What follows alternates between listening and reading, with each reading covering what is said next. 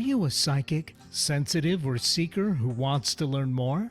Welcome to the Mystic School with Sarah Wiseman, where we dive deep into all things mystic and metaphysical. Here's Sarah. Hello, everybody. Welcome to the Mystic School. I'm Sarah Wiseman, and so happy to be with you here, 1st of November, as we just wrapped up Halloween here. And anyway, just glad to be with you. And so our subject for today, or our topic for today is, coincidentally, I guess, do the departed communicate? How do the departed connect with us, and how can we open to receive their communications more easily? So we're going to be talking about that today. We also, of course, have free readings Tuesday, and you can call in for your free reading to 888-298-5569. 888-298-5569. And happy to talk with you about just whatever is going on in your life. And especially I'm interested if you've had spiritual or psychic happenings, not necessarily like the spooky paranormal, but really the regular way the universe is always communicating with us. And this just shows up all the time when we're starting to pay attention. And I'm interested to see what's been happening for you. It definitely feels like this whole period of time, probably starting, I mean, there's been these big passages, like there's been the harmonic convergence, and then there was the shift in 2012, which was huge for a lot of people, and then recently the passages of time where like awakenings have happened have seemed to be going, like this idea is time speeding up, or is the way that we experience time speeding up? But the amount of change that is happening leading toward a more liberated, a more free, and by this I mean in our minds. We are becoming more free in our minds. Our minds, our mind, ego, personalities are becoming more free in how we look at things, like the old structures, the old ways of being, what society has told us. All of that is sort of dissolving because we're evolving, because we're awakening. And what happens is that when our awareness changes, then the outer world starts to change, then society starts to change too. So this is kind of what's happening. And I've definitely been feeling, when I started teaching, and I started this work back in the early 2000s, and when I started teaching, like nobody was really, people were scared to talk about this kind of stuff. And now it's very open, and more like it's become more mainstream, this idea that we have a spirit self, that we are moving away from the paradigms that we used to believe in. It's like shifting very quickly. It's phenomenal. It's very exciting to have this coming along. Again, it's Free Readings Tuesday. You can call in for your free reading at 888-298-5569, 888-298-5569. And also wanted to let you guys know that if you are interested in mediumship, as we're going to talk a little bit about today, I have a low-cost course on the website called the Mediumship Project that will teach you how to connect with departed friends and family, and that's at sarahwiseman.com. Also on the website, we have our signups for winter 2023 Intuition University, and this is where you can study directly with me in this like wonderful group of other people like yourself, and we just really go in and do this work. And then we also have our free mini course, The Magic of Blind Readings, on the website sarahwiseman.com. So there's a lot there. There's a lot of resources if you're interested in going into this field of discovery and sort of seeing what is beyond just the practical, linear, logical kind of old ways of looking at things. So let's talk a little bit about the departed.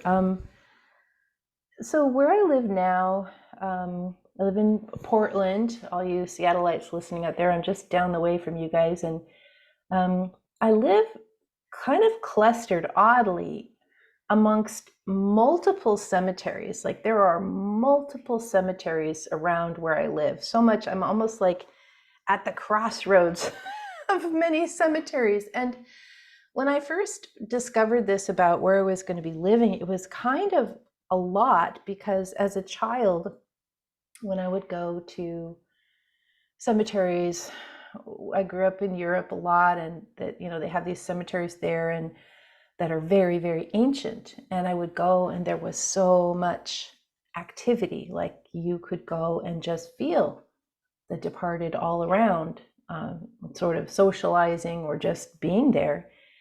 And then later in my life, when I lived different places, it's always been the same.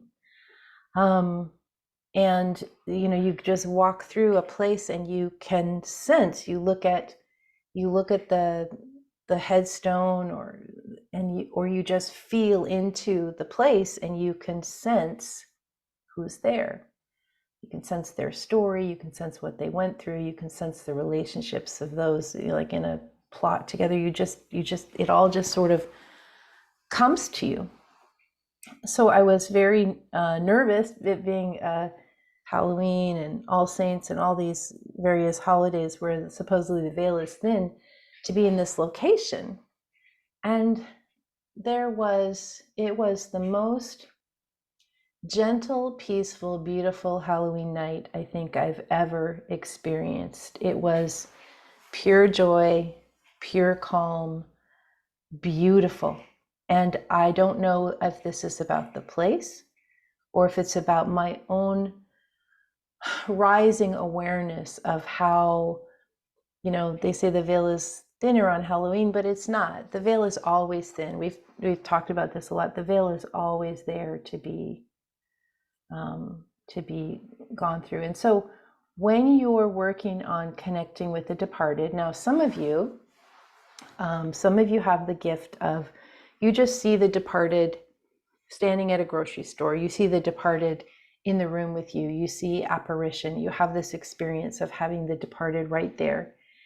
And mostly it's departed, you know, and occasionally it's departed that, you know, you don't know who they are. So some people have this gift. And if you do have this gift, I would suggest that you explore how to work with this gift to help others. And by helping others, sometimes the departed get a little confused. They don't know that they've passed on. And sometimes they need to be assisted in going to an angelic being or going to the light. And so this is a service that if this is the way you can relate to the departed already, natural gift, that might be something you could do.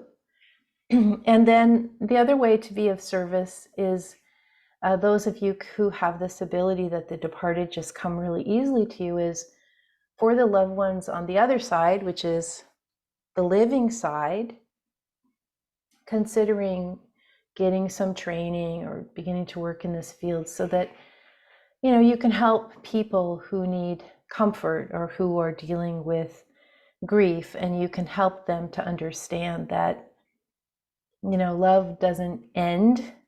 We are always here in this big multi-dimensional universe together, and we may not be on the physical plane, but we are always here with each other regardless. And you may be able to do that. For others of you who maybe don't have that ability to firmly see as apparition the departed, and this is fine, most people don't. I'm not super great at it. I can relate to the guides much more than departed is kind of my little niche as a channel.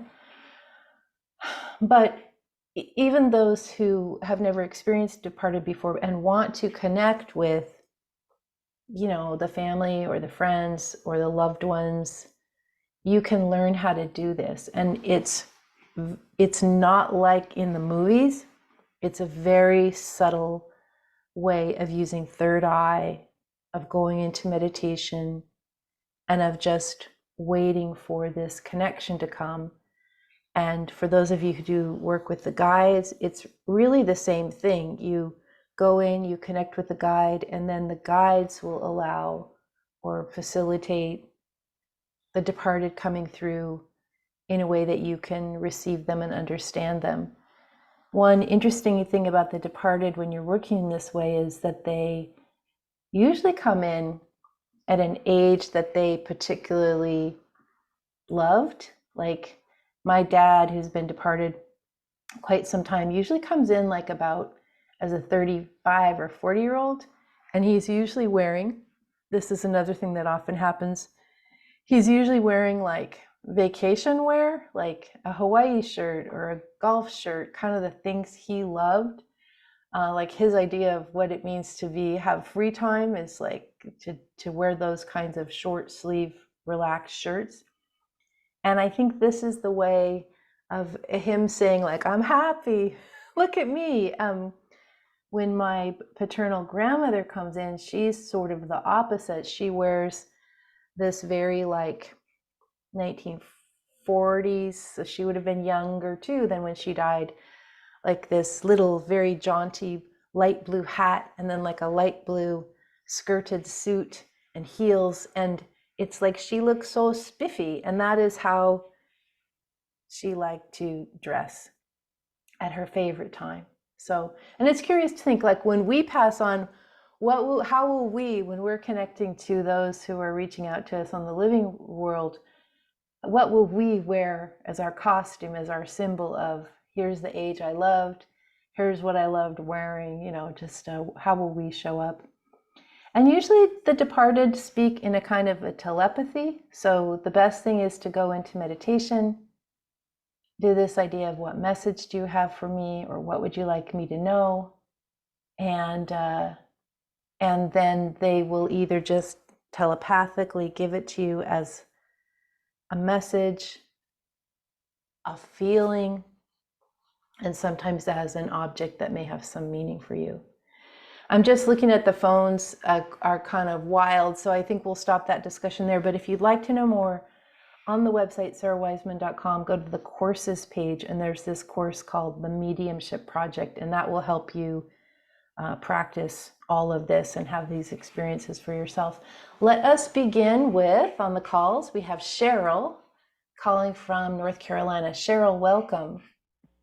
Thank you. Yes, hi. Thanks for your patience, and what can I help you out with today?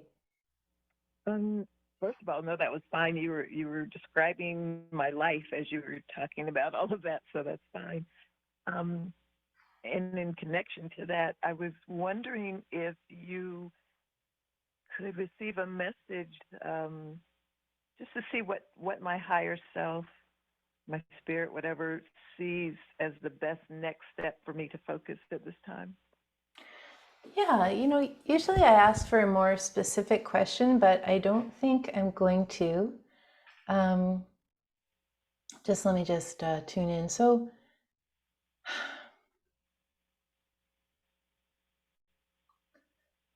they're saying that you've come a long way, and yeah, and you've been through a lot, almost like in taking the steps up to where you are now.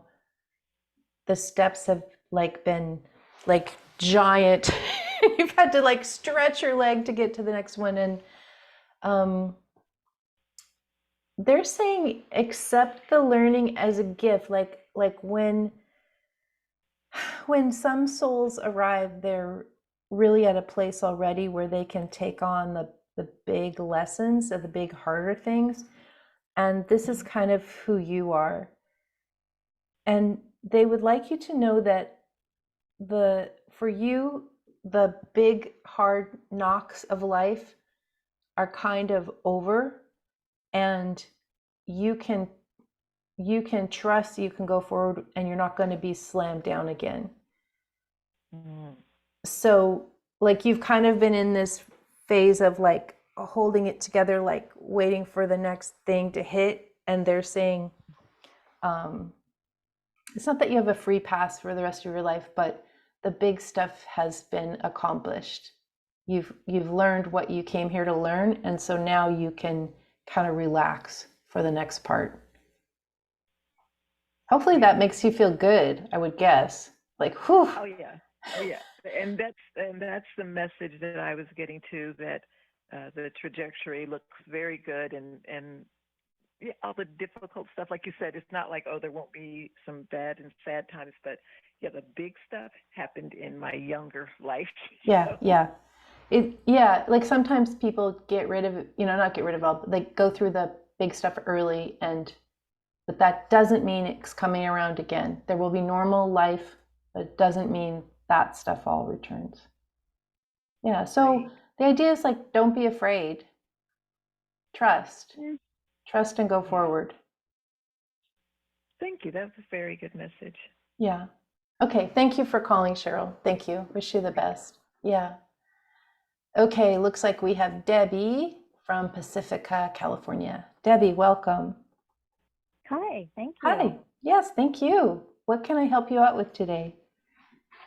I'm looking for some career guidance. I guess you could really say it's life guidance. I'm really not happy in my current role, and I feel like I'm trying to decide if I want to keep pursuing the type of work I'm doing or just make a really big change, like a life change. So I'm just looking for guidance in that area.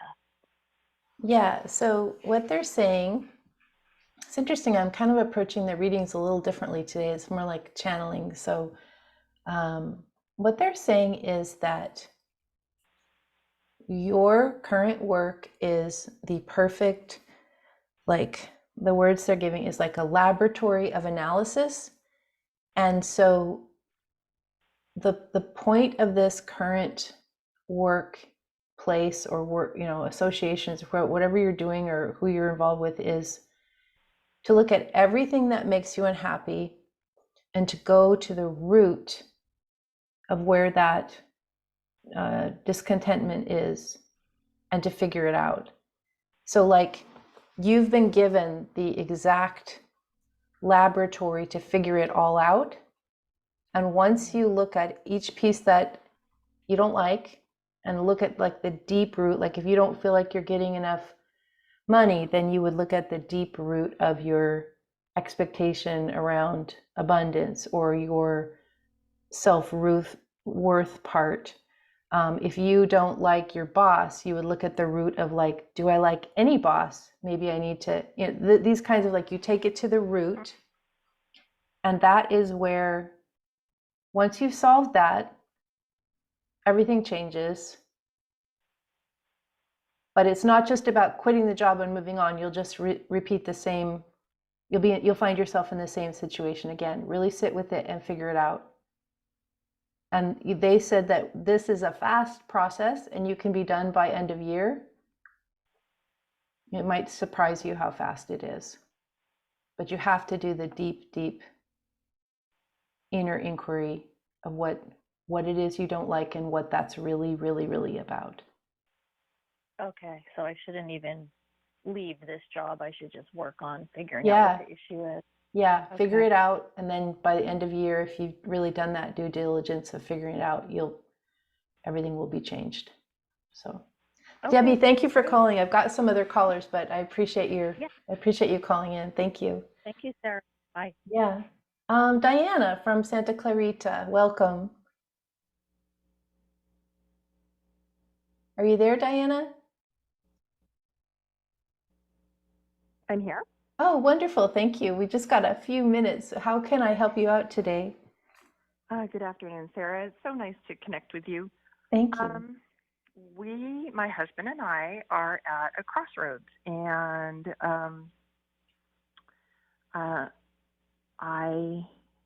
we're really kind of stuck. We don't know. There's a possibility he could be retiring. The kids all just left for college, selling the house or not selling the house. We don't know where to go if we do sell the house. Yeah. does he retire? Does he not retire? I mean, it's just been, we've been slammed. And I feel like the road is starting to narrow before a decision is made for us. Mm. That's what I'm feeling. So I don't know. Yeah, you know, when you said you're at a crossroads, what immediately came in was you and your husband have really different uh, dreams and desires for what this next part of life looks like. And there's almost been the feeling on his part like he's waited and waited and waited to have his real life. And now that it's here, he really wants to have this, what he wanted, but part of the issue is that he's working off of some of his old dreams. Like he's still hanging on to old dreams. He hasn't really sat with himself and determined, like, yeah, that's what I always wanted. That's how I got through work.